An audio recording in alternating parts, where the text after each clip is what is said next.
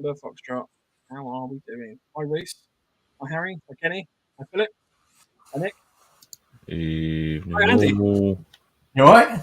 G'day, Phil. How you going, mate? Breakfast time. Oh, look, David's joined us as well. Nice to see you. Episode 69. It's episode 69. Gigidty. Episode 69. Time to get our geek on. Yeah. Oh, how are you all doing? Yeah, very good, mate. Very good. Yeah, perfect. Very nice. Sorting prepping kit for this weekend. Looking forward to that. That's the SEO one, yeah? Yes, mate. At Dog Tag Airsoft. So I'm looking forward very much. Me, Cool. Kenny, a couple of boys in the chat. Kenny. Oh, no, Kenny Rebel. Not that Kenny. I thought you meant the other Kenny. Evening, Kenny Rebel, though. Yeah, Tony. Hi, Pony. Pony Tony. Australia. Terry. Love you. What's up, bud? Blood? What's up, my blood? Was it fam, isn't it? My fam. What's up, fam? Wonder if we get any aliens joining us tonight. Oh, I hope so. It was nice for the old aliens drop in. Alien Oh. foliage, you know? Was it alien foliage? Alien aquatics. Alien Aquatics. There was Alien There was- Aquatics and Alien Airsoft. And alien airsoft, yes. I wonder what the next one will be. I don't know.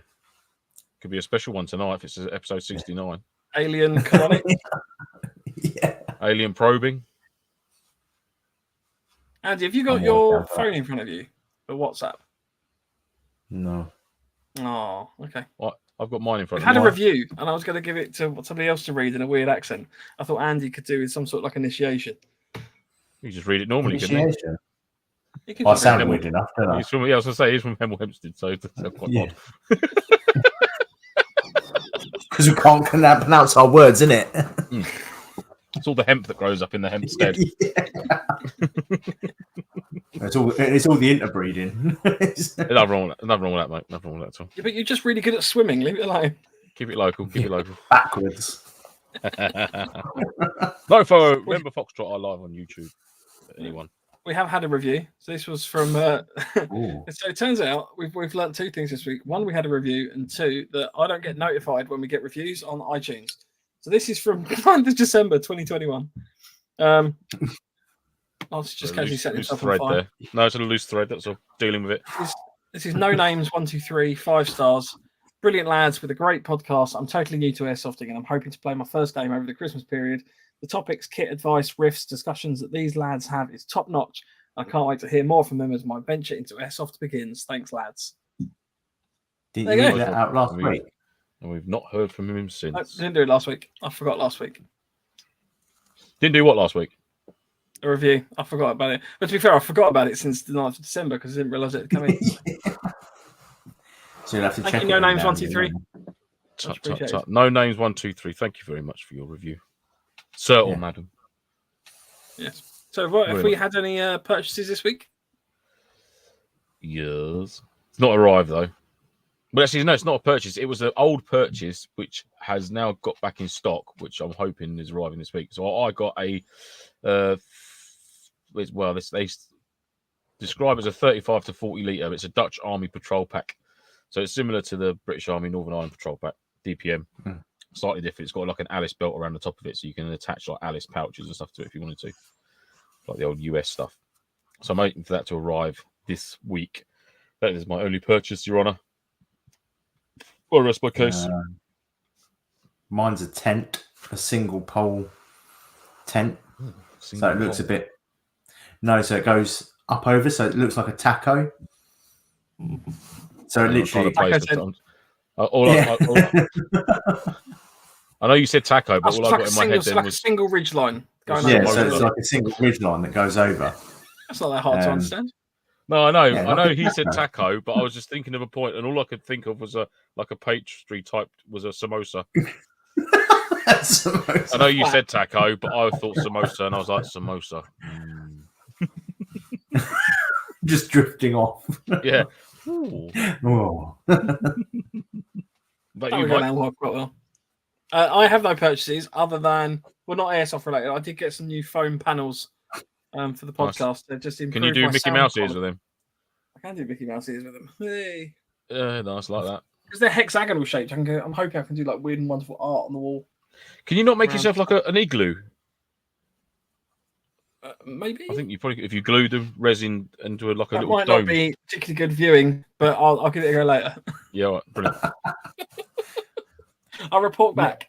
Thank you. Mike's doing the science over the weekend. He's going to report back next week. You did some sciences today, did you not? I did do some science, yes. Yeah. In relation to tonight's show, so the science has been done. Well, I don't know how did I describe it really. Acronymical science. So I came up with or AS. Huh? AS. What's AS? Acronymical science. Acronymical Oh, right. science. I thought it was like arse shit or something like bullshit. But I was like, what? Yeah, Camwatagarax. That's what it's all tonight's show is about. I think you need to write that out for everyone. Yeah, so Camwatagarax. So my thinking was behind it. So we're talking sort of tech and gadgets and things we take out in the field, like technical aids to help you out there. And I thought rather than me saying to like Andy and Mike, have you got your nods, your thermal, your drones, your blahs, and all that ready? If you just said, have you got your Camwatagarax ready? That then covers you for all of those little gadgety things. So I've sort of invented a combat airsoft mobile weapons assisted targeting and ground air recce automated comms systems. So that covers everything, then, doesn't it really? So you haven't got to go through everything. You can just say Camwatagarax. I've got it all. Quick, easy. Like you say you haven't got to cover everything. You've got to explain what it is every time you say it. No, you haven't, because by the time you've thrown it around the place a bit, just loosely, chucking it out there, everyone's going to be like, oh yeah, look, Camwatagarax. I know now. I now understand Camwatagarax. There we go. Camwatagarax. Make sure your Camwatagarax are on point. Can we have it as a patch though, so we can remember it? That's way too late. So just remember, girls and boys, Camwatagarax. Combat airsoft mobile weapons assisted targeting and ground air recce automated comm systems. There we go.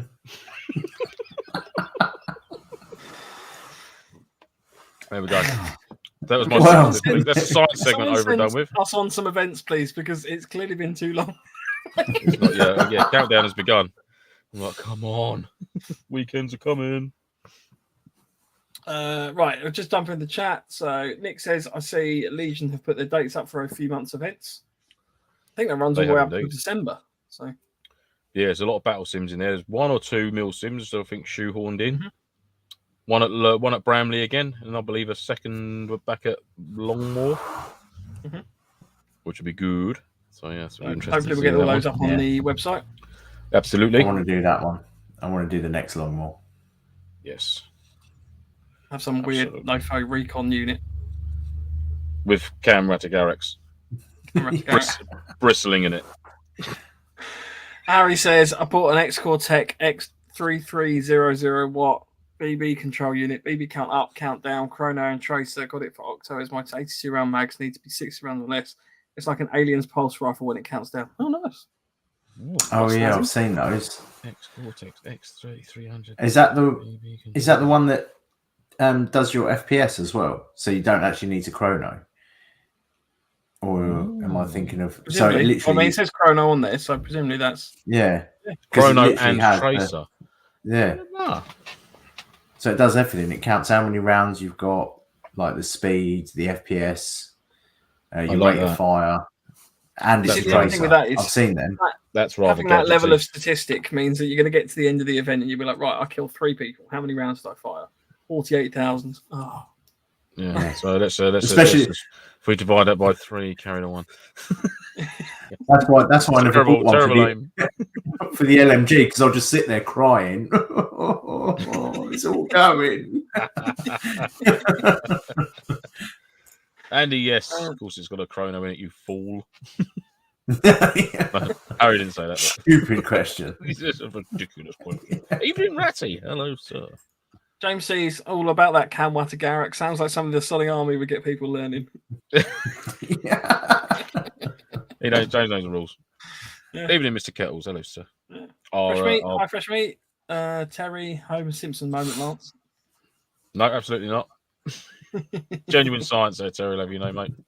It's in there. No, I think he's talking about the bit where you went off on. Samosa? Yeah, the samosa. Samosa. Hi, John. John's joined us. I think John's new. John McLachlan. I probably just butchered that. Hi, John. Hi, John Mark. McLaughlin. It's quite easy. Yep. All right, shut up. Right, let's jump into it. Let's actually do some podcasting. Go for it, Mike. Bimbling through life. No, it's Andy's show tonight. Andy's come up with Andy, the idea. Andy, you are in charge of the show. Over to you, mate. Hit it. Where is he? What? No, so like obviously it's more as us three, we tend not to use that much technology with the drones and things, but we have been on teams where they have used them, and it's more just finding out what everyone thinks about the level of technology that's being brought into Airsoft at the moment. Is it giving certain teams advantages? Things like that. So it's more to just see what people's thoughts are in regards to I've forgotten his name. I think it was Solo Airsoft, where he made that remote control car with the Glock on it and was just going around shooting people. Yeah. Or it was a Claymore or something. So it was just more what people think about using modern technology in regards to MilSim.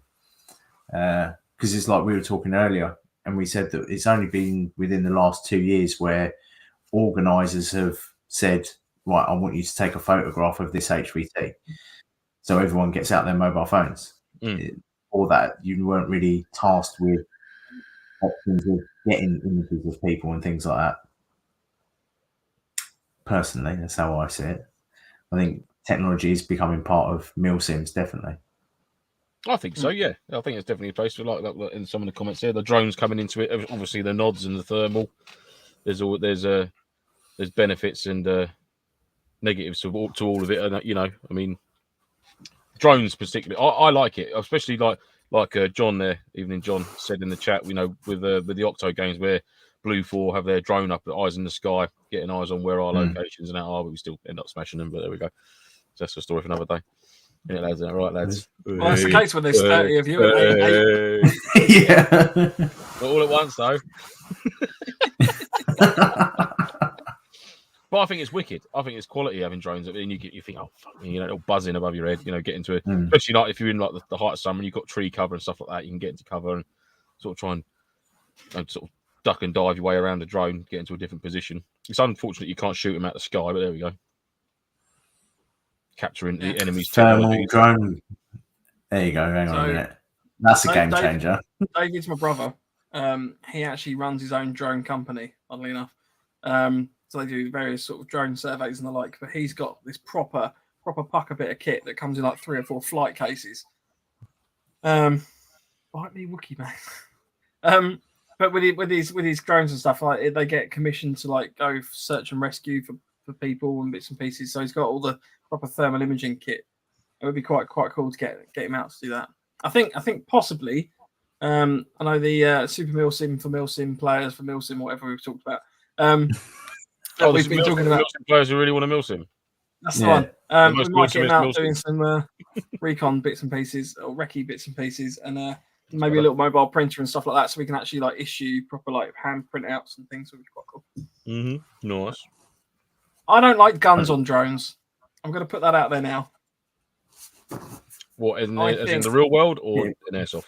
No, it's the real world I fully appreciate it, but I think in Airsoft, I think it ruins it, personally. I don't think it is. I think that would be great for someone to do that. Maybe not guns, maybe to drop like a payload, maybe like be able to drop a pea grenade or something. Yeah, I can see that. I'd be more inclined to think, oh, fucking pea grenade. Yeah. It's got one of them little Nerf whistles on it. Yeah. No, I think that would be that the whistle far outweighs the explosion.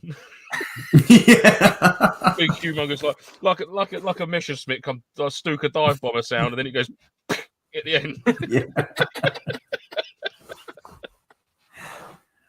But no, I think personally having a remote weapon system on like a remote vehicle or something like that, I don't think that's, in my mind, within the spirit of Airsoft, per se. I don't think we should continue this conversation until you apologise for saying recon, Mike. Oh, no, I'm going to stick with recon. Shut up. Can you have an American flag behind you, please, for the next show? I'll try and get my American flag out. Is there any of you for your descriptive cock-ups? We can just forgive it. Look.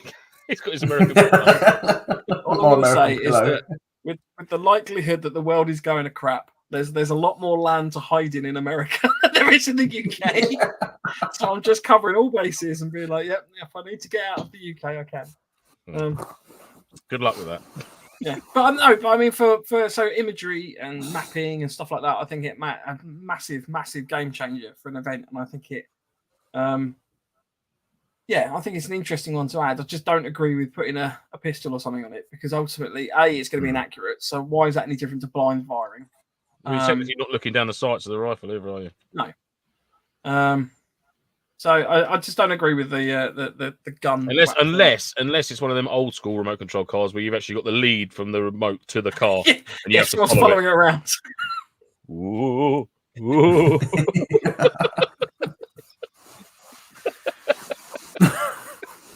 That would be just picturing now. Just like all up 4, just look at this NATO dude like with his wire running from his old Nintendo control pad to his car. And they're like, what the fuck? Oh, there we are. Hang on, give me a second. Reverse. Then the cord gets caught around the wheel, snags up. Oh, give us a sec. Hang on. Yeah. Wait. Time out. Yeah. Marshall, can I get a time out? Got a malfunction here. I've got to swap the AA batteries out. Yeah. Comes down to the crunch. It's like. Yeah. So a classic that I always see is when you talk about drones in airsoft is and I'm going to call them a knobhead because they are a knobhead, but the person that you've got sitting there going, oh, well, if I ever see a drone in airsoft, I'm definitely shooting it down because if it's in play, then it's going to be a target for me to hit. What do we think of that? Yeah, you might have inferred my negative opinion of people such if like it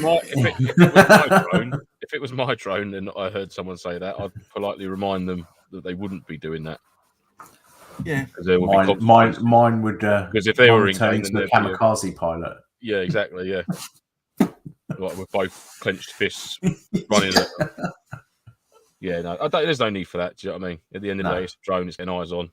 It's at some sites. Do you need drone? Not really. You can probably see them for the size of some of the sites you play at. Do you know what I mean? There's a good chance you're going to know where they are. You know, does it give another team an upper hand? Potentially, I suppose, if it's got like a thermal capability or a night vision capability, and it's over a big canopy area, sort of thing. Yeah.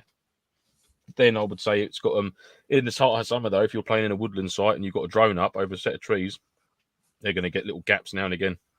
See little bits and bobs. Well, when we had ours at Octo, me and I've forgotten his name, but me and the guy that owned the drone, we tested it and we linked my phone to his drone. So I was out in the field, he was piloting back at base camp, yet I still got a live feed away from where we were. And then I got killed. So it was pointless, but it did give me eyes on the lithium plant for a good 5 minutes while we were setting up. I think it's cool. I think it's good. I think the team should be able to use them. I definitely do. It's just another element to the game. And like we always on about immersion, things like that. You've got guys there that would operate a drones and then take over like remote control of it, you know, from the field via a hard case or something like that. Do you know what I mean? So yeah, no, I think it's cool. I like the fact they're not up all the time as well. You know, yeah, I think maybe there should be like some. Yeah, I don't think they should just be allowed. Obviously they can't operate all the time because obviously their battery power, changing batteries out. You know, I think it should be similar to like a satellite window, perhaps. Do you know what I mean? You get like a 5-minute block of when you can put a drone up in this grid. You know, not saying you can't use your drone for 3 hours now, but you can no longer use your drone over that sector. You can use it over here, or whatever it is. Do you know what I mean? But just sort of like just to make it a bit more difficult. Give the side that's going against the drone a bit of a chance to maneuver, and then obviously the guys who've got the drone, you know, checking out somewhere else and stuff like that. So that'd be cool. I do like the idea of drones. I like drones. Drones are a added part to MilSim, I think, or eventually. So what about ground drones, like things on wheels? So obviously, like you get them in a lot of computer games now, where they have a little remote control car that goes along the floor. We'll just stick to cameras for now. Do you think that's slightly different to? I'd say I'd sort of be like a bit. I don't know. I'd find it a bit comical, just like seeing this little car coming up past you, be like, brilliant, little man in there. Yeah. You know what I mean? On it. That was going to be my other thing. Was like someone running around a corner and then just going crunch. Oh, you know what I mean? It's like I know obviously the guy who's brought it along is going to have to accept it's part and parcel. You've got something that's worth potentially over $1,000 cutting about the woods on the floor, and there's loads of dudes running about that can't exactly stop themselves on a sixpence. Do you know what I mean? It's the you're going to have to accept that bit of liability that could get broken. As an organizer, I'd probably just be like, nah. Just in case, you know what I mean? But definitely aerial drones, Ground drones, not so much for me. I like I said, I'd find it a bit odd. I can't see the benefit of watching ground me, drone. especially if I'm laying prone, like and then like this thing, just like a little fucking fisheye lens, like. I'm like, and there's a guy at the other end. I know there's me looking at it. I think there's a guy at the other end of this going, there he is. That just fucking creeped me out a little bit. Like, I'm not comfortable with this. I'm not comfortable in this situation right now. I'd put a little bit of tape over the end of it like that. So just plop. No peeky, pervert. I do not consent. There is no advantage, though, is there, to a ground-based drone? Like, you're not going to get much additional recon. By the time you get close enough to anybody to actually get eyes on, they're going to have heard you coming. I mean, at least with the aerial stuff. You know. And essentially, if you did see it coming, you could just throw a jacket over it. Just or chasing like around this thing on the ground. One of those mousetrap things, you know, the proper old school case. Like, caught you. I mean, obviously, likening it to Rainbow Six. So the start of the computer game Rainbow Six, you usually get like the little drones you can drive around, or scope out the buildings inside, can't you? Sort of sneak about, and then that drone effectively can hide, and they're quite quiet to find. Whereas I don't think I've ever seen an RC car that doesn't sound like an RC car. Just get this. Especially if it's one of them two-stroke ones. I wonder where that is. But then again, a drone's not exactly quiet. Recceing like buildings and stuff, like the old fibre optic cameras, you know, like the old twisty, snaky cameras. That'd be quite cool. Bit of that sort of kit, do you know what I mean? Yeah, I got the sound of that. I've no idea how much that would cost, but again, that'd be another little element to recce in a building. You get your recce on. You can pick up pipe cameras now for not a lot of money, like literally just plumbing pipe cameras. Yeah. Which you could probably. Do they have a depth of field on them though? Like, are they designed They've got fish eye, aren't they? So they do open up. Yeah, but they're obviously not designed to look in a room, are they? They're designed to look at plumbing, which is obviously quite close to where the camera is, presumably. Not always. I don't know. Maybe what if the pipe's as big as a room? You probably wouldn't be using a tiny little fisheye camera, would you? Yeah, no, you wouldn't. Blocked, and you'd only find there was a tiny little hole to get in there to see what was blocking it. That's when we send someone else down. Stop dissecting my fucking remarks, all right? Well, all I wanted to add is in terms of ground-based vehicles, like and like ground-based drones, right? So the little RC cars and stuff, I'm not really fussed by that. However, if it gets to a point where like the little walking dog robot things that you can get nowadays, that like Boston Dynamics and that are developing, if I can ride into battle, I'm definitely having a drone. I see. Just carry all your kit on it. Autonomous dogs to ride into battle. Yeah. A little seat on it. I can have a little perch for the LMG on the front, and we can go like that. That'd be great. Like this, as long as they take 9-volt batteries. Yeah, that'd be fine. Many daisy-chained 9-volt batteries. What about field periscopes? Oh yeah, field periscopes. Yes, a nice one. Yeah, I know there a couple of books I've read recently that the obviously like the recce platoon or snipers. I mean, Y Company, I think it's known as in the PWRR. They still use the Second World War periscope for their sniping and stuff like that. It's a wicked bit of kit, very simple, basic bit of kit. But what was that book I read? Sniper 1. British Army in... Oh, fuck. Can't think of the name of the place. It's Iraq. But I can't think of the name of the town that they're in. I can't remember. It's gone. Simic House. Simic House in...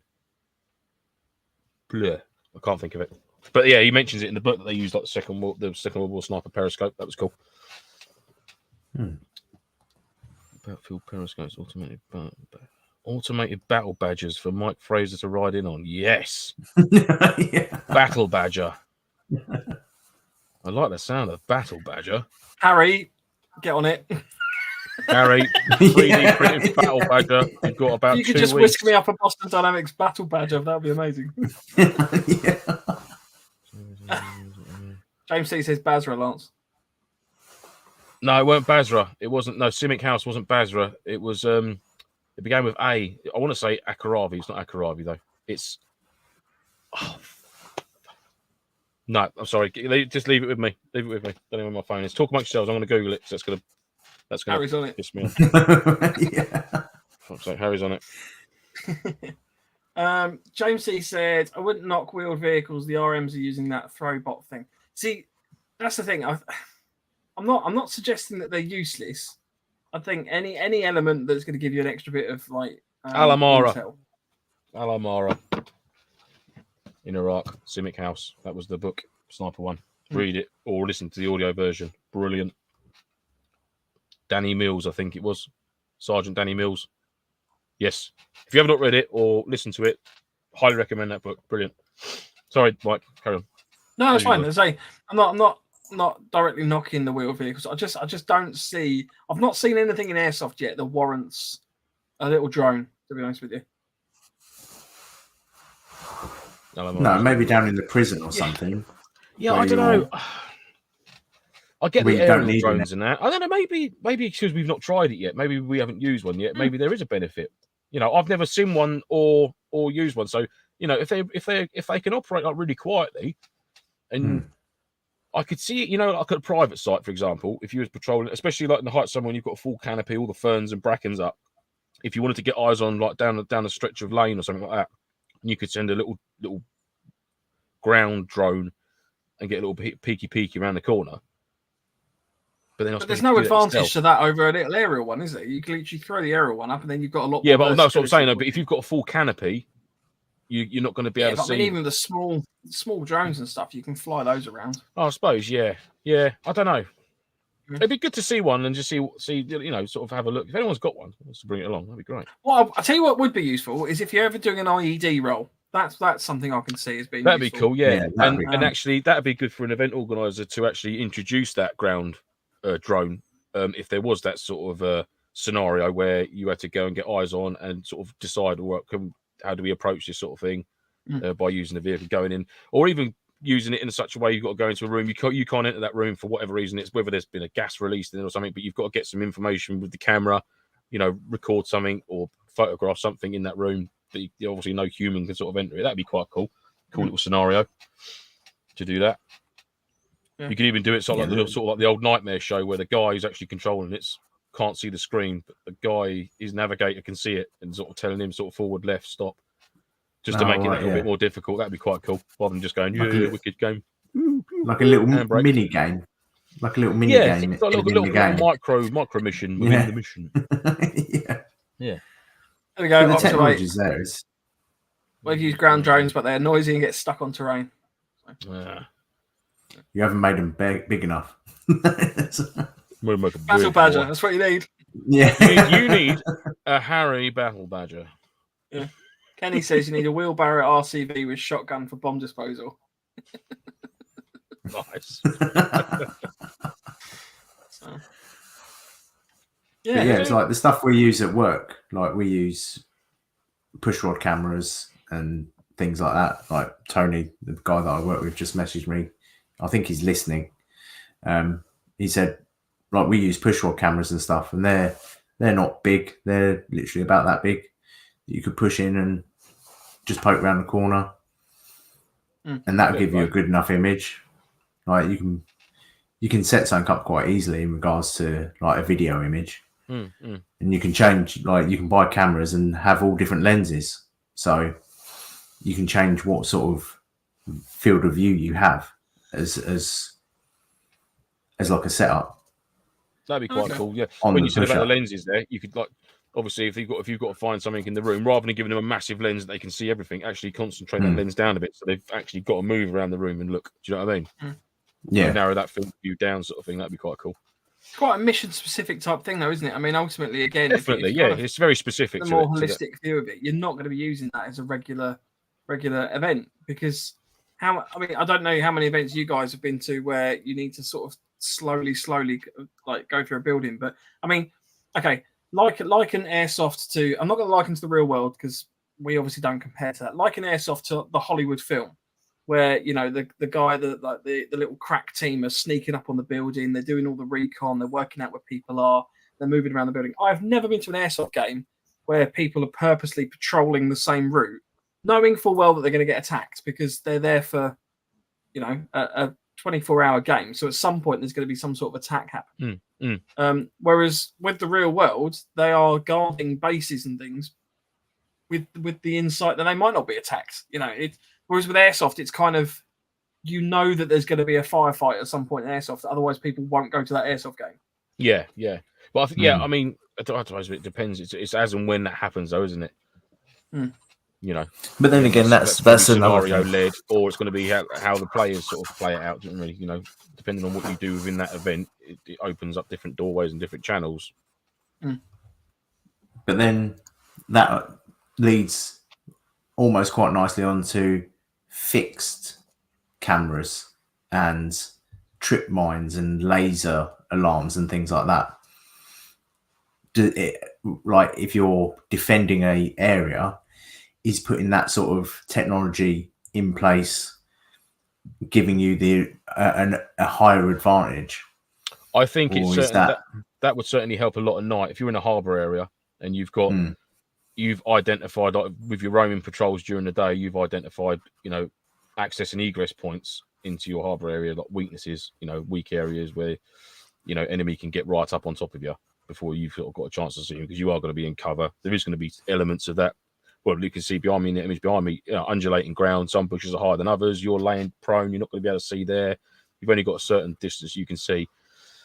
So putting those early warning signs out there, whether it be, we've done it a couple of events where we've bought them little keyring rape alarms, where it's like a circular disc with a keychain and a little metal pin. So as soon as you pull that pin out, boop, boop, so you fix the alarm end keychain onto a bit of fishing line. As soon as that's pulled, bang, you think, right, okay, that's where I know where I'll place that trip. I know where they are now. You obviously you brief your sections during the day as to where these locations are going to be, not to enter. The way they're going to come in is going to be different. The way they go out is going to be different. The way they come back in from patrols. But yeah, I think there is a massive place for sort of trip alarms, Beasley alarms, 9mm blanks, 12mm blanks, 12 gauge blanks, sorry, trip flares if we can do it, especially for nighttime. Absolutely. That's a massive plus, I think, for a harbour, for a fixed area. I think it makes attacking a fob a more formidable thing as well, because ultimately, most people aren't going to be sitting there wanting to be on stag. So why not put a few extra defences and bits and pieces in place? You can defend a smaller area with less people, and it's still you've still got that proper challenge for that assaulting force. Well, this is it exactly that. Yeah. I mean, you want to go to the, if it's an audio trip, it's not a kill, but obviously you have given yourself away to the enemy. And then on the other hand, you've got the auto, you've got the wireless dets, haven't you, things like that, which I've seen guys use the Octo game really, really well. We've managed to go into a section of woodland and place sort of like half a dozen out at certain key points where there's cover, where there's a shell scrape or something where they can take cover in. We've backed off as they've come in, pop, pop, pop, pop. Taking out a few guys. So they work really well. Yeah, definitely a place for that, 100%. What about maybe a limited ammo count on Beasley mines and stuff like that. Same as like, we talked about. Yeah, I mean, obviously there's got to be, but then you should be in the mindset where, I mean, at the end of the day, I mean, if I was an organizer, at the end of the day, if I've got the Op4 guys are in the harbour area and there's 3 points of entry into that harbour area, that are quite easily navigated, whether it be day or night time, I'd quite happily have all 3 of them tripped. You know, where they put them and how many they use, personally, that's up to them, really. You know, I don't know if you could put a limit on it. I don't know, really. It depends. Really. I think it depend on the size of the area they're trying to protect, sort of thing. You know, whether they. But I suppose you could limit it a day, couldn't you? I don't think you'd need it a day. No, I meant like per 24 hour. Oh, okay. So you have 5 24 hours, and then the next night you're given an hour to set more up in different locations. Yeah, or even have like a maximum. You're allowed to put out a maximum of 4, but you can move them around. So once they've been tripped in one place, you're probably not going to leave it in the same spot. You might do, but then it also gives a unit another thing then to go out, rearm them, or move them, shift location, rebrief guys on where these new locations are. You know, it's all adding those little bits and bobs that you've got to do, your little bits of admin to keep the event ticking over, sort of thing, which is cool. I like that. One thing I did just want to mention is that I clearly had some sort of stroke of genius when we were discussing the show beforehand, because I was adamant that somebody had already bought these little PIR battery-powered lights. You can buy them on Amazon. Just find them quick 2 secs. So you can these are battery-powered. They're PIR, which means you've got your motion sensor on there. If you are setting up in a dark area, this is effectively giving you a little automated light that comes on if there's movement that runs past it. Oh, sorry, mate. I thought when you said you had bought these before, haven't you? No, I haven't bought that. No, I've got one. It's made by a company called Mr. Beams. I've got it in the garage. Right. I've got one of them. I thought you said it was an IR light, as in like it oh no, it's PIR. Assistant for your nod. Sorry, mate, that's my bad. I didn't read your thing correctly. Yeah, no, I've got one of these. I didn't buy it for Airsoft, but it would work brilliantly because you can just cut the screws, fix it to a tree with a bit of paracord or something like that, and it can illuminate a track. You know, it's like you said, motion censored, perfect. We have used them at APOC before. Not these ones specifically, but a motion censored night light. No, I think Dan in our team, he brought one up. I'm not sure if I brought one up as well. I might have done. Perhaps I did. I can't remember. But yeah, they are. It's very good. You know, really good bit of kit, and it doesn't give out a massive blinding light. It's like, oh my god, a fucking spaceship's got to beam me up. But enough for you to see clearly that right, eyes on. You know what I mean? They've just illuminated them basically. Completely screws night vision, as in natural night vision, because you've been walking through a dark forest and all of a sudden light comes on. So yeah, early indicators, early warning signs, give you that little edge. That'd be cool. We'll just dive into the chat quickly. I know there's so lots of stuff coming in there. Looking Paulus good. Wales. I'm going back a while ago now, but Paulus Wales says, "Plan saw buddy back." Thanks, Paul. How you doing, lads? That's what I reckon that means. James C. Airsoft Camman did that with the RC car thing from COD. Yeah. Right. Yeah, the old camera kills and all that. Yeah. Harry says Silo did a video of a drone and a full auto AEP, and then the RC buggy with a BB bouncing Betty. Wicked. Yeah, that was the bouncing. Yeah, that was the one I was thinking of.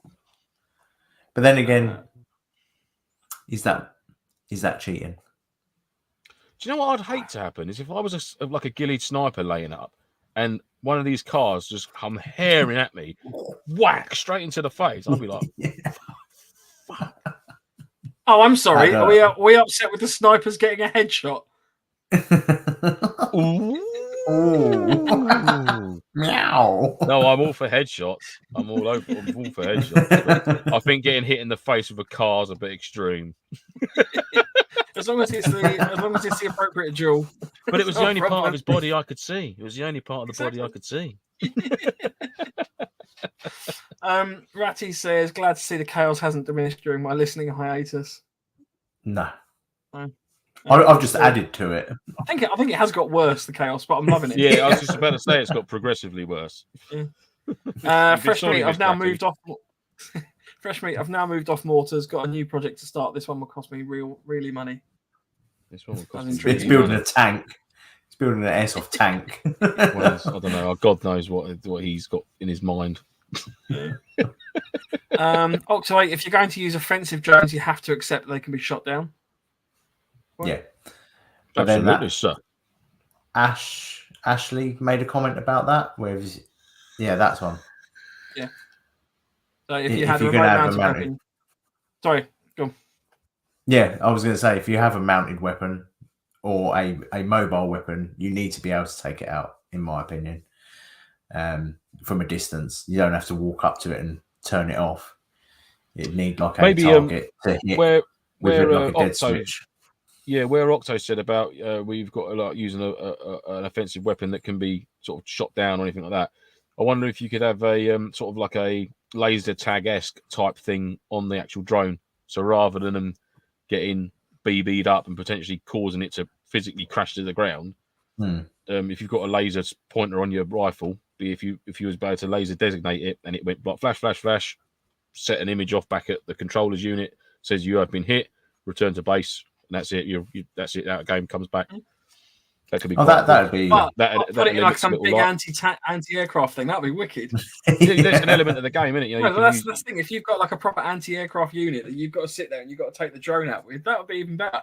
You know, because then there's. Yeah. The science is dripping out. But you could quite easily do it. You could just buy one of those, the laser tag house ones. I know you need the proper decommission. But put that into something for the sensor and the. You can get the little pistol ones, can't you? I don't know what they do. Harry, come in, Harry. Yeah, Harry's building one now. Harry needs to move into my loft so I can. If we get an idea, I can just pick up. Harry, wake up. Got a job on. Why did I picture the? No, I'm not going to go there. I'm not going to. What did you picture? No, I'm not going to. Harry's a great idea for an anti-drone rocket laser tag on it. Thank you, Harry. You're going to have a very long night. Keep the coffee hot. Harry's list. David says you can get a golf ball or fishing bait attachments for that drop the payload. Just need a priming device and you could drop pyro. Yeah, so basically, funny enough, they do actually do a badger bait boat for carp fishing, which is basically got the in the hole. It's just got two doors that offer a remote. Once you get to a certain position in the lake, drops your bait and all your ground bait and stuff like that. So Lancaster bomber with payload doors, just dropping like 50 pea grenades. But then again, if you drop a pea grenade from a great height, could you imagine that like an actual bombing run? Though, if they actually did. That would be something I'd quite like to see. Have you seen, actually saying that, have you seen the new Flashbang Smoke M11 multi-bangs? No, I haven't seen them yet.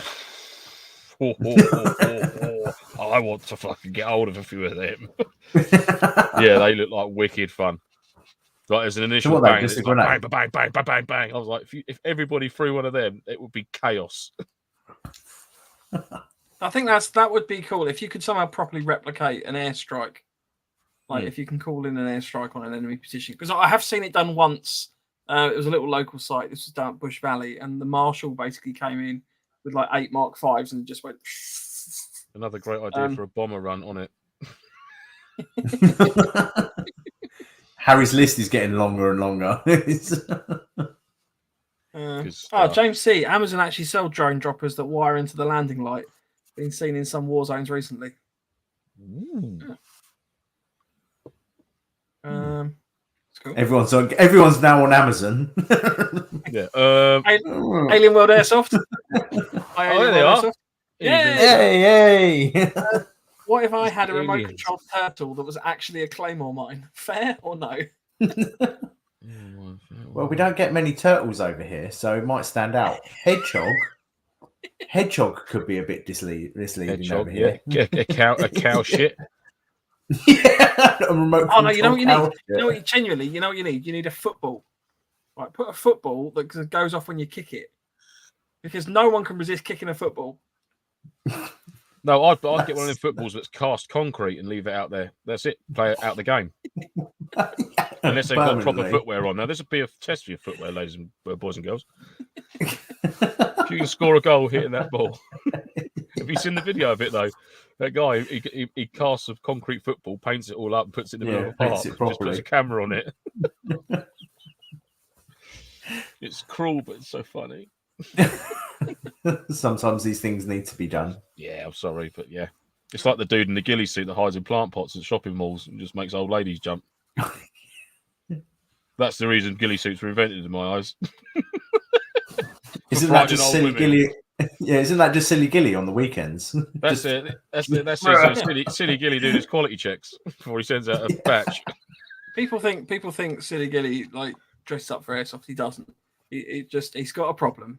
He's just he just doesn't have any other way of telling us. My name is Silly Giddy, and I have a problem. He just dresses down for airsoft. Yes, I dress down. All he does is take the plant pot off. That's just sort of jumping from like area to Octo8, we did use wall penetrating radar on one game to locate tangos in a building. That sounds quite cool. Ooh. I can see that working well. Penetrating. Nice little bit of a dose of radiation for them all inside the building. Wonderful. Why are we glowing? Pegasus is new. Pegasus says, is the lack of recon patrol down to how the event has been organised and put together, or is the player just not getting into character and instead going looking for a fight? This came in at the same time we were talking about how, you know, when you're out on patrol or whatever, you kind of, you know, you're an airsoft game. Is the lack of recce / patrol down to how the event has been organised and put together, or is the player not getting into character and instead? No, I don't think you can blame a lot on organisation, because the organisers will give you a scenario. If you don't want to get into it, what's the organiser meant to do? Yeah, they can't force you to do it. Exactly. Yeah, give you a fiver and go on, get going. Yeah. So I think it depends what sort of, if you're going out on a combat patrol, recce patrol, you know, or just like a roaming or standing patrol, that's going to be sort of like briefed to you prior to you going out. So if you're going to go out on a recce patrol, then you are going to be going into an LUP and sort of laying up for a period of time. There's all different elements that are going to come with it, and there's a 90% chance that you won't fire a shot because you're there to, you know, for reconnaissance, not for fighting. Yeah. You'll be there for feeding intel back to plan an attack, to get eyes on a target that you need to find out where they go, what they're doing, what numbers are, vehicles, blah, blah, blah. So there's all different elements to it. I mean, I can't stand, we had it at a battle sim we attended not so long ago. We just saw some sections just not paying a blind bit of attention to the briefing they were given. As soon as it started, they just fucked off and did their own thing. Yeah, it's just going up to blah, blah, blah. And then you're currently trying to do an objective, but you're a full section down because they're off playing fucking hot shots out in the forest. Do you know what I mean? Yeah. It's like we could have done with you there on our left or on our right or backing up, bring up the centre, but you weren't. You were playing Rambo over there. So yeah, I think also as well that's down to the sort of people that are getting into airsoft. In MilSims, they're still transitioning from the skirmish side of things. I think times. Yeah, there's that element to it as well, which is obviously no fault of anyone's. It's, you know, if it's your first event and that, but I don't know. I've seen it where some people you think are going to be, ooh, hello, well, Andy. It just turns out that they just want to sort of dick about a bit, really, which is a bit. But then again, would having a app, being able to track, you notice that? Look at that, I'm smooth. Being able to track other teams or other squad members be helpful. As in, I haven't got used to this. Blue Force tracking. Oh yeah, I'm with you. I mean, personally, I think you should be able to rely on your comms before you go to an app. I think you should know the area you're in with your map skills, know how many friendly teams you've got out on the ground, where their sort of rough location is. You know, I can't see you having multiple. I can't see any event having plus sort of 6 friendly forces out on the ground at any one time, different sections. You know, majority of the time it's usually like 3 or 4 sections out on the ground. You know, then you're going to have one on QRF, one on Stag, or something like that. So you should have an idea of where they're sort of operating before you start having to use an app and that. Especially because I think it boils down to the size of the site and what you've got going on. I mean, if you had a command element going on, if you've got your command element on each squad, with the Blue Force tracking, so you can keep an eye on where people are, You know, it doesn't have to be that everyone in the team's got access to it, that they're all sitting there going, oh, look, there's my mate Tim over there, and he's over there, and Steve's up there for some reason in the tree.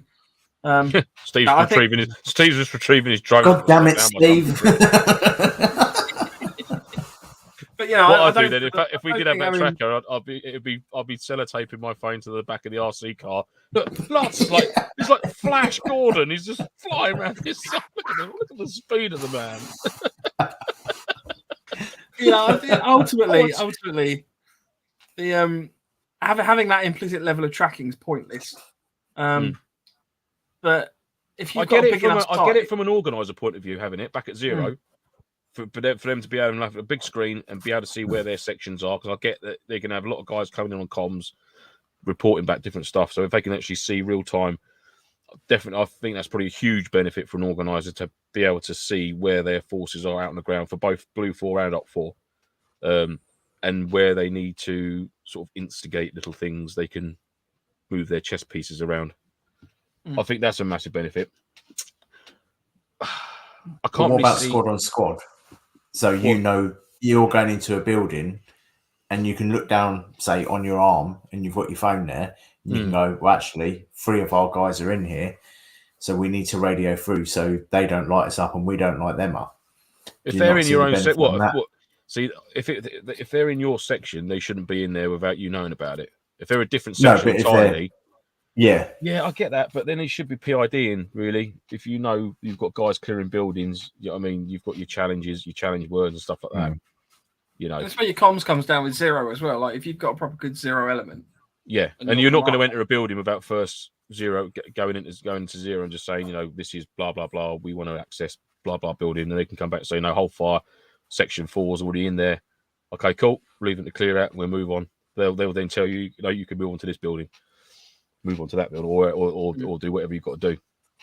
So I don't know. I can't see a need for it really. I don't know, unless it's a vast. I mean, like I'm not sure how big like the Sterling sites are. Maybe there would be a requirement for it there if their ground's that big that they do their events in. I don't know.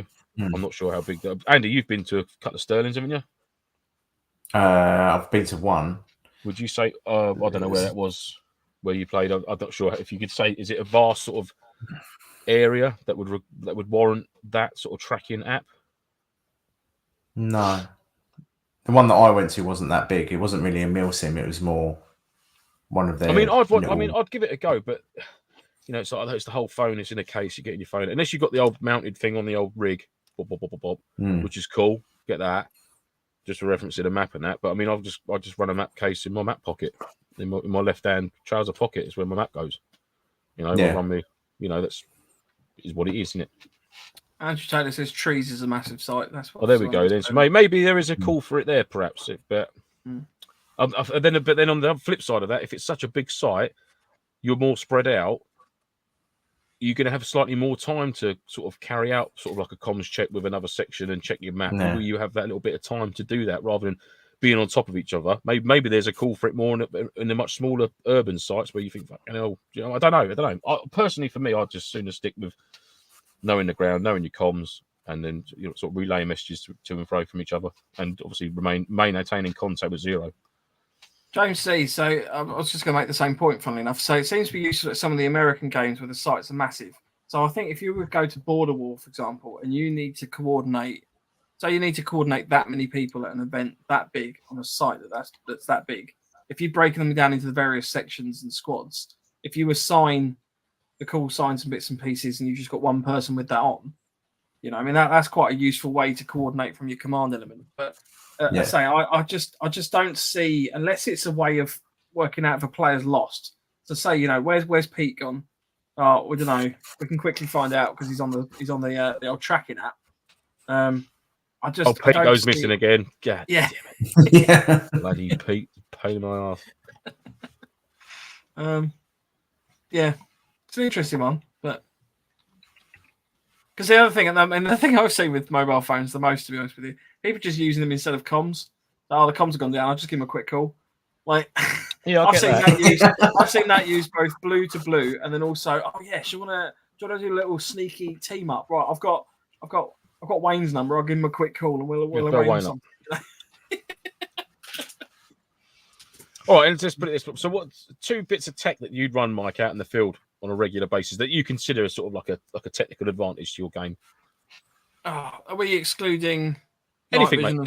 Anything that you perceive that you run for yourself that you think's a little bit techie?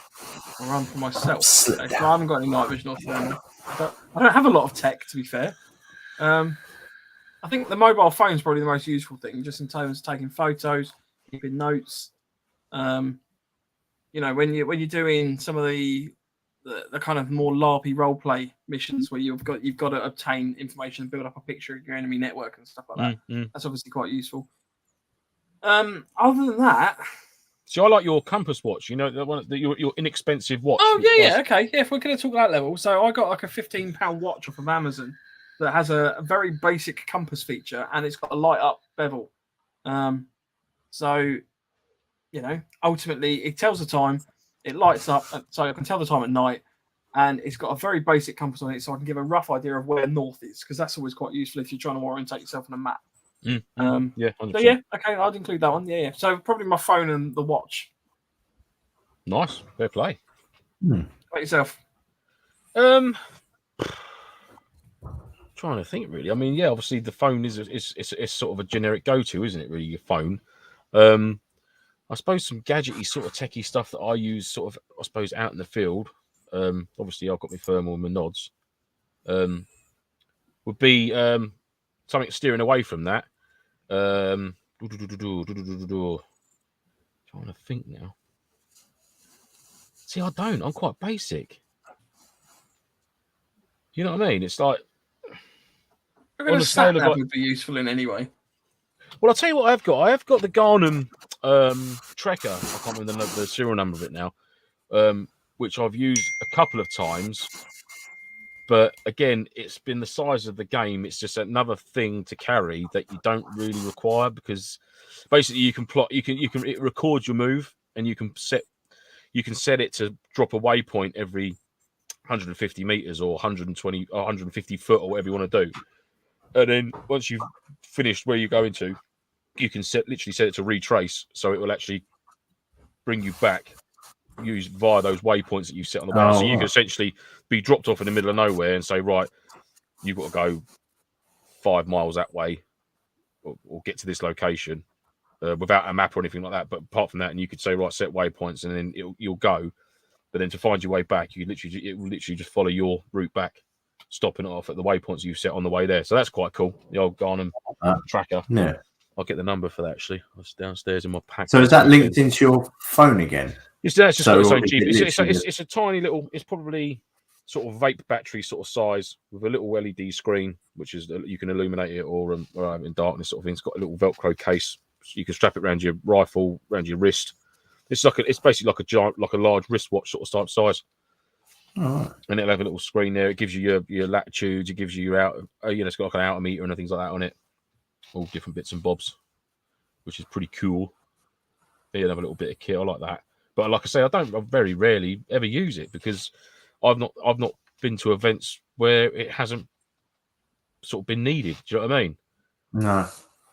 We haven't had to patrol for like an hour to get somewhere, or go via different locations and cross things and woodland that all looks the same. And do you know what I mean? It is all very contained. 9 times out of 10 within sort of like a 2 or 3 kilometer radius of a perimeter, all within inside that is the event. Do you know what I mean? So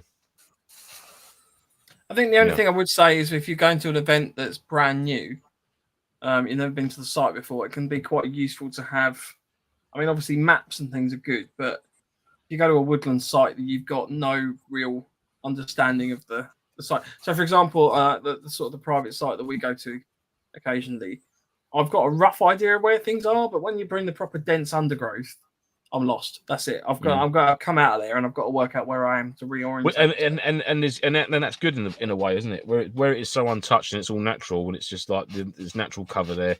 You haven't got a great deal of reference points and things like that. It really does make you sort of like rely on your map reading skills and like sort of orientating yourself. And I think that's no bad thing at all, really. Isn't that half the fun though, as well? Exactly that, mate. Exactly that. Getting yourself lost a little bit for events. It is, but then after the second hour, you're like, I want to get out of this now. Yeah. Or when I sent us all up to that old lady's house. When I took us up to that old lady's house at Octo. Where's this red line? Oh, it's not here. Just keep going. Ended up at some old deer's house. We did that at the National Airsoft Festival. Like there was a clear, well, I say there was a clear mark on the map as to where you weren't allowed to go past, but we weren't sure what track we were on, so we kept going and ended up basically piling into some old deer's garden. And we're like, I think we've gone too far. I think it was my brother and I, and then these two Belgium guys that didn't speak a lot of English. So they were like, "Oh, this is great." Didn't realise they were buildings. Lance. Nick says, "Can you PM me the details of that Garmin thingy you use for waypoints, please?" I will indeed, sir. And James, details of the watch mic. I am just currently trying to find them, funnily enough. I can't seem to find it as quickly as I thought I was going to. I've also been looking at how we can actually present some of this stuff on the website as well, in terms of links and things to various products and stuff that we talk about. So obviously we have our reviews, where we are kind of adding to that. No, we do have the reviews. I've been slowly releasing them because I don't want to upload them all at once. But we do have this ever increasing pile of reviews on there. Which obviously goes into a lot of detail, but it's hard to try and find somewhere that's like a little platform that we can put. I don't just want to have a list of stuff on the website. It just seems a bit, I don't know, a bit cack, I guess. We'll have a think. Yeah. Sorry, I was just a bit waylaid. Nick, this is very crude, but it's essentially that, mate. If that's any good to you there. Garmin Fortrex. Whoa. Yeah, just to give you an idea of the imagery. There we go, mate. One of them bad boys. So what else? What have we missed? What sort of? We obviously didn't discuss night vision or thermal at all. No, I mean everyone sort of knows it, don't they? You know, thermal picks up heat signatures. Night vision doesn't. It does assist you with a. In a nutshell, that's it. And we've got a whole episode on it already. Thermal sees, you guys have. There's no hiding from it. Yeah. What about those sound things? You know, like the proper old school spy, like they've got the headphones with the big like radar. Well, see, there could be a benefit there to using that. You know, like the sound magnifiers. You know what I mean? Where you literally target a specific location, to amplify sound. They could be quite cool. Pointing around the woods and you just hear. Yeah, which would probably be more than likely. Found the shitting trench. Yeah. Oh, yeah, but the trouble is, someone will be like, they'll just point it down at like an ant's nest or something. Oh, look at getting distracted. Wayne's put a good question in at the top there. So does it have to be electronic? What about the Odin speed load and things like that? Yeah, absolutely. If it makes your game easier, technology, isn't it? It's a lot quicker. Yeah. It's a handy bit of kit to have. I must admit, I haven't got the Odin speed loader. I think I've got some moody one, but it does the job. To be fair, I haven't looked at Odin speed loaders, but they've been out of stock. Where did I look for it? And it was out of stock. I'll have to have another look, actually. Because I do. It is on its last leg. So when I do need to invest in a new one, I will get one of the Odin speed loaders because they are bloody good. They really are. Yeah, I love mine. It was probably one of the first with like buying like the little 9mm sort of pouch size speed loader, which I think I've still got my original first ever one. Like the smoky grey sort of plasticky click, fits in a 9mm pouch, holds about 130 rounds. I think still got mine now, still going strong, still a wicked bit of kit. But that was probably one of the second things I bought, sort of like speed loadery wise, and I've had that for years now. 5 years old. 5 years old. It's all good. Held together with sniper tape and zip ties, but it still works. Yeah, I just realised that Pegasus is Ashley, and I run with him quite regularly. And he made me get a that was one. Oh yeah. There we go. Yeah, to be honest, at Sterling, have a great zero. Most people using maps enough. Yeah, that's it, mate. Exactly. If look, as long as you've orientated your map and yourself with the site you're at, you've got good comms with zero. You're on comms with the other section commanders or team leaders for your specific sides, teams, however many there are. you should be able to get a good enough lay of the land without having to rely on phone, because that would piss me off after a while, having to get your fucking phone out. Pretty sure nighttime light screens. Sure that BZ has the Odin in stock, Lance. BZ, I'm guessing that's Battle Zone. Who's BZ? There you go. But yeah, Ash told me to get one. Yeah, he told me to get one, and I bought it, and I got to admit I absolutely love it. But I got the one with the rubber lining, or they do one with like a silicon lining inside, so you can literally shake it and you hardly get any rattle. Oh, the sound, yeah, that's good. That's the only thing. Like, we've got obviously this weekend. Terry said, you can carry ammo on you. He said, I expect you to bomb up in the field when you're under a firefight, and that's obviously, they obviously don't take the piss. You're not using high caps and things like that. But if you need to bomb your mags up, bomb them up. You've got a speed load in your day sack. That's what your BZ tactical. Cheers, mate. I'll have a look at that, bud. Nicely done. Yeah, I think that's fair enough to be able to do that. But it's always been a worry of mine. It's all well and good when they're filled to the brim and you've given it a little wind on to put a few in the chamber, and then you fill up that, just give it a little shake and a little few more in there to stop it rattling. Then as soon as you've bombed up like 4 mags, it's like ka-chung, ka-chung, ka-chung. Hey, Macarena. But that's why I like those bags. Those little bags that I bought for like £5. Yes, they're cool, mate. Yeah, they were pretty handy. As long as you can dampen down that sound with a bloody polymer box that they're all rattling about in. But then again, that's technology moving forward as well, isn't it? Like, technology is quite anything that makes your game better. Anything that makes your game better, totally. Do you reckon there's anything out there that we could come up with in like the last 10 minutes of the show that doesn't exist yet? Is there anything that you can think of that's like? Well, I mean, what have we given? We've given Harry a year's. I know we've come up with Harry with a load of. I mean, but in terms of saying, because we come up with stuff to make the game better, I would say. But do you think there's anything out there that you can come up with like almost immediately to say, it'd be really cool if you could have something that did this? Laser alarm systems. So you have to go proper. So it's like got all laser grids. Laser grids that you've got to kind of sneak through. Spraying the oxygen stuff out so it lights up the red beam. Yeah. Nice. Yeah. And if you touch it, it just sets off an alarm somewhere. So that could be fun. I'm sure there must be laser trips out there already. Where it's essentially just a laser onto a prism, isn't it? If it gets broken, it sets the alarm off. Got my work cut out for me for the next year. Good man. And we also want some laser tripwires, Harry. If you could just chuck them in there, that'd be great. Thank you. And also if you could do a laser pointer for a mortar, that'd be grand.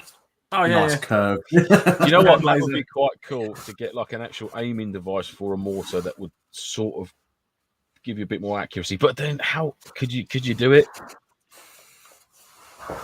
I mean, are they that stringently made where one's got a little bit more powder in than another? And you'd need to set out like a massive weather station to work out what the weather's going in it.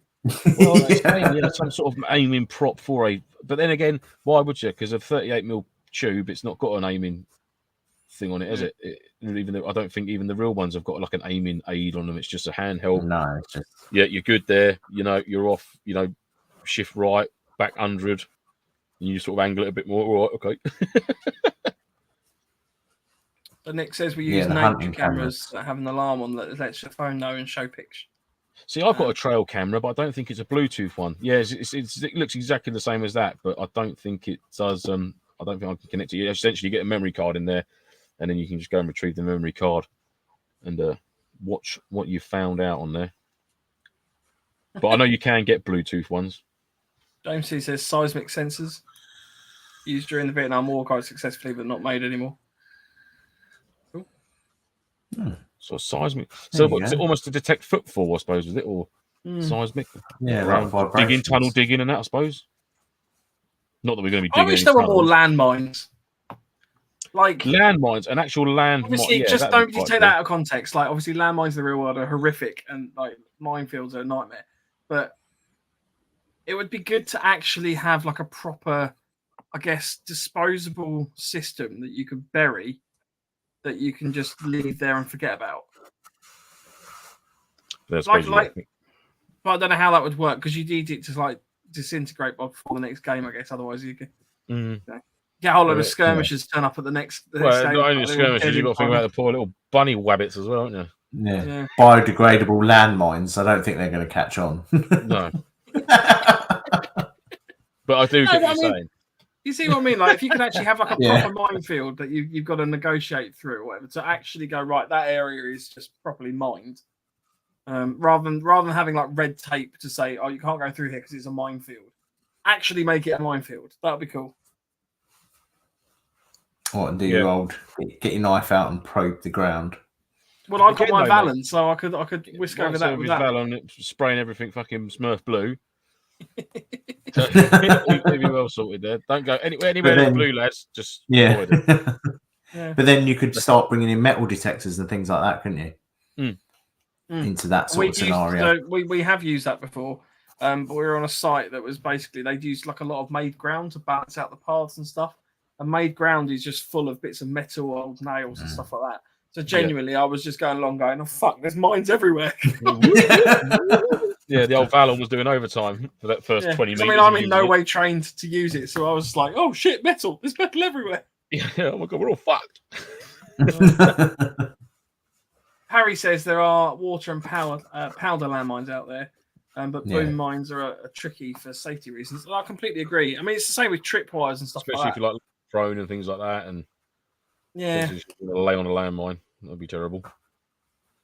Because some company did a smoke one that we used to use for reenactments, and you used to leave it on so us reenactors could see where it was, so someone could tread on it and it sets off. Right. Okay. So you knew it was sort of coming as part of it. So you knew it was there, but you could quite easily throw a bit of leaves over it and have someone walk over it in itself. I made some for an APOC event, and it was essentially a sensor pad which are used in nursing homes to detect if someone's like falling out of their bed or taking a tumble, and it's essentially like a sort of largest sort of AA4 A3 sort of size pad that's got a posi neggy. So as soon as pressure is applied to that plate, it will send a signal to an alarm, and that's essentially what we've done. Is we bought some, I'm trying to think what they were, like 30-40 decibel little white boxes with a red LED flasher, stupidly loud, sort of like horrendous screaming alarm. A little bit of twin and earth. Well, didn't need the earth, obviously. Sort of like 20 meters. So the actual pressure plate was in one location. A detonator was a bit further back behind them. So although they set it off, the explosion was further back. Although it wasn't an explosion, it was a loud, large sound. Worked perfectly, you know. Put it inside a really heavy duty rubble sack. It was relatively water. It had like a faux leatherish sort of covering to it, like a PVC sort of cover. So it was relatively waterproof. But we put it inside a heavy duty rubble sack and duct tape the flap over so it's nice and flat. And you could bury that sort of like a couple of inches of dirt or like soil over the top of it, and it made a perfect contact, set an alarm off. It's brilliant, really good. And there's another element there, like Mike's saying, if you've got an EOD team, got to locate it, you know, rather than pulling the pressure plate out of the ground, they've got to trace the wire back to the actual det box. You could have a simple disconnection point there where they could disconnect it, and then it's now made safe, flag it and move on. Yeah, cool. Little things like that. We've done it before. Yeah. And then it's like that's like objective markers as well. It used to be, raise the flag, drop the flag. That's what you've got to do. Whereas now, there's games where you have to go in and you have to put in a code, and it disarms a section, and then they have to come in and re-put in the code and things like that. And then like at the end of the game, it explodes. More difficult, you know, because so it all, you know, putting bombs and stuff out. Or electrical devices, or whatever you want to call it. It's good for like if NATO have got set ambushes and they've got to put some out, or for whatever reason, and then Op4 have to locate them and disarm them and recover them for themselves to use back on NATO later on or whatever. You know, there's those are possibilities there with little props, game props like that, which I think is what Legion are good for their props. Octo are very good for their props, and also SEO boys. They're a lot of the companies now are coming along leaps and bounds with all the props and the immersion and what they're putting into the game and that. You know, I've been talking recently with Terry about, like, obviously, have you squared your kit away for this weekend? He said, no, I can't even get to my own personal kit yet because it's full of props. Well, my garage is just full of props for the event, so I can't do anything with my own stuff until I've got all that stuff up to the site. I just sent him a picture of me in my living room with all my gear laid out. He's like, fuck off. Yeah. Like, sorry, mate. But yeah, no, it's all good. It's all good. Octo8 says we rigged a pressure pad to a charge on a doorway inside, and then watched the door kicker try and kick the door in when he only had to push it open. Nice. Fell a bit flat when it still hadn't caved in after 4 or 5 kicks, and we had to just tell him to push.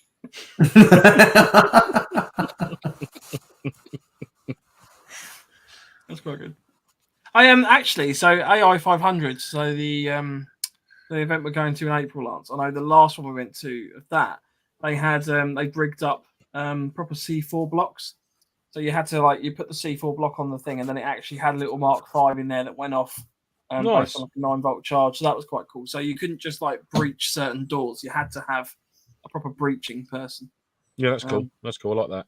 And again, then it also comes back to it's designating people roles within your section. So you've not just got a team leader, possibly a radio operator, or the team lead radio op combined as one person, and then sort of 7 riflemen or a couple of LMGs. Do you know what I mean? You've got guys within that team who, like you say, are EOD. Do you know what I mean?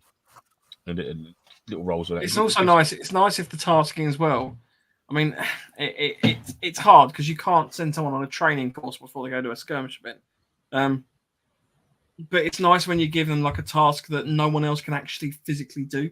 No, for example, if you have to have a shotgun to breach a certain door, then that requires that certain person to do it. You see what I mean? Yeah, definitely. Yeah, again, absolutely. If you've got an EOD that's got a little book they have to flick through to actually disarm something. Yeah, 100%. Yeah. One thing I'd like to see it gives people within the team that little bit more sense of worth then, and actually sort of supply, not just being I'm just a rifleman, sort of cannon fodder-ish. Not that they are that, but it's a little added element which sort of keeps them involved a bit more. Do you know what I mean? Everyone's got a place, Hi, Damien. Thanks for joining. Just leaving.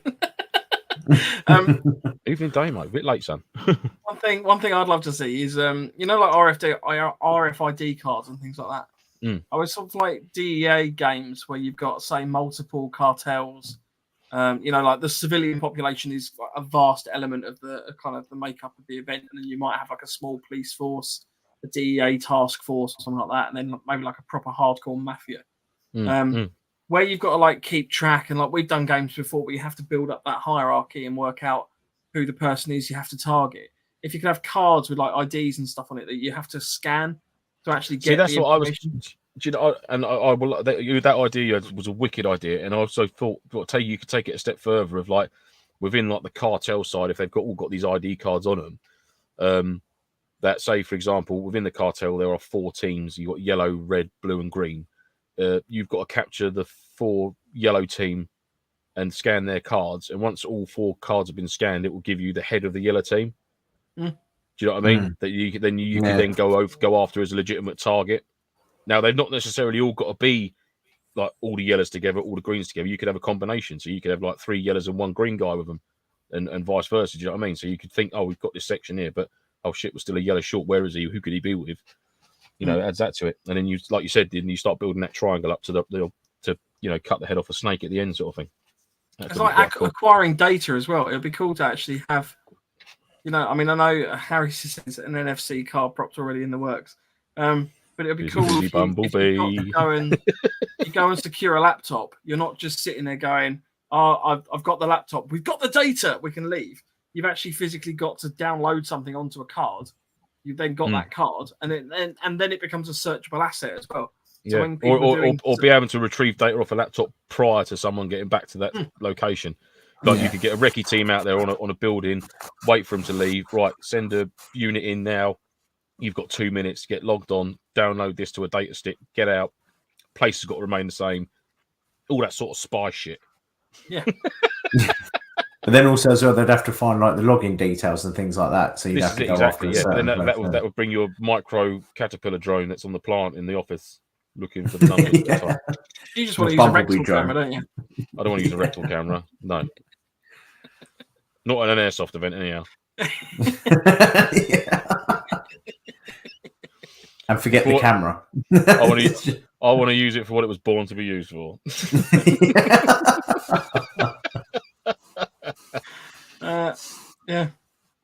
Nick Mike's says, I'm scared. I don't know where to go. Nick says the Gulf War deck of cards. Yeah, exactly that, mate. Yeah, very similar to that. Pegasus was at an event where we had to have a breaching kit and there was a designated locks darted around. We could cut to gain entry to a building. That's cool. Yeah, see, I like that. See, I think Was that sort of Sterling element again? just.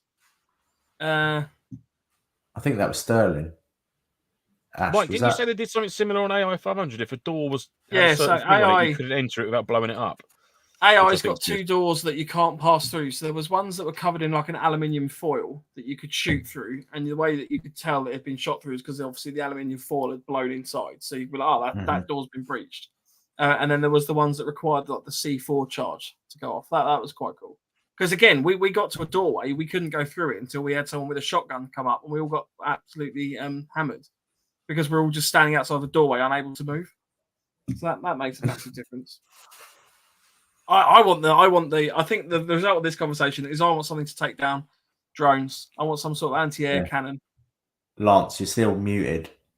Oh, sorry. Yeah, you want a laser guided, non-missile firing laser launcher bazooka thing. Yeah. And what's the acronym for that? I've no idea. Let me work on it. I'll get back to you. There'll be more science next week. The deactivated javelins or something like that. I mean, you can pick those up at like War and Peace. That would be. Yeah, you can absolutely. Yeah. With the N-laws or whatever they're called. You know what I mean? You can get one of them and just because that as well. When you've got something you're lugging around that's actually useful, like there's nothing worse than just carrying stuff. This is a thing. Yeah, we can do things with this. In-laws, that's it, Damien. Yes, in-laws, that's the one. Yeah. Right, last few questions and things. Damien says, "My patients don't care about my NoFo time." Oh, sorry, mate. No. Inconsiderate fools. James C. For a mortar, it would depend on ground firmness as well. It could have an angle device on it for preset ranges. Yeah. I find it's the wind though that's the major drag. It's. Hey. I like it. Hey. It's the. Harry says, "I feel I'll be watching this episode back a few times to extend my already lengthy projects list." So. If anyone else has got any ideas they want Harry to make, here's his details. Contact us at harry@nofo.co.uk. That's not a real thing. Don't email that. I don't know where that goes. Fill in our question form on harry.co.uk.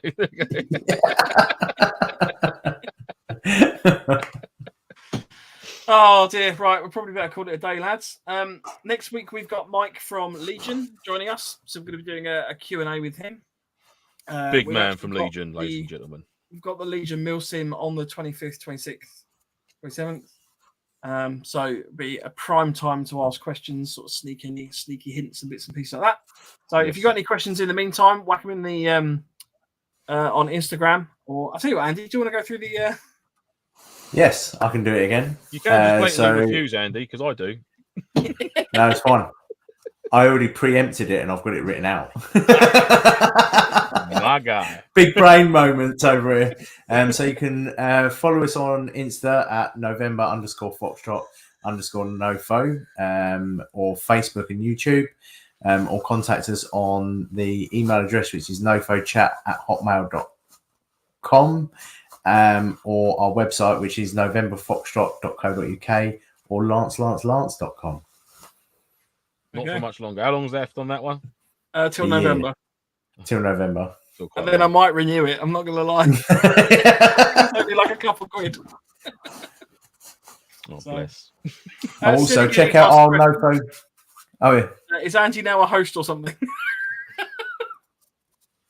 Just ignore him, Andy. Ignore him. Ignore his silliness. I feel hurt now. Yes, I am. Silly's got to listen back to this anyhow, so he'll listen. Yeah. He'll hear us giggling about him earlier, which he's missed. So Silly, we actually mentioned, or Ed, even I'll call you Silly. Ed, we actually mentioned you a little while back in the episode quite a lot. So that's something for you to listen back to. There you go. There we go. Yeah, get your rocks off. Yeah. Right. So in the meantime, if you want to leave us a review, you can do so on iTunes. You must do that. Maybe Facebook, anything like that. Any sort of 5-star reviews get read out by one of us in a ridiculous accent of your choosing. And the shit ones will as well, if they're funny. The ones will. I'll read out the ones. The 1-star reviews, I'll read them out. No, it's And got to then be you'll 5 get stars abused. still, but it can be 5-star reviews, but they can be shit 5-star reviews. Yeah. You don't want any 1 stars. No, you don't want that nonsense. No. Yeah. There's no point going on there, is it? In the meantime, I just want to draw attention to Andy's picture that he's had up for the entire episode that no one has commented on. Shame on all of you. You was going to win a brand new set of... No, you weren't. Yeah. We were going to give you away a Vortex optic, but never mind. Yeah. Let's see what you could have won. Yeah. Oh, look, it's a mustard-coloured Voxel Nova. Right, say goodbye, lads. You can keep that. Cheerio. Ciao. Bye-bye, everybody. Bye-bye. See you later. Bye-bye.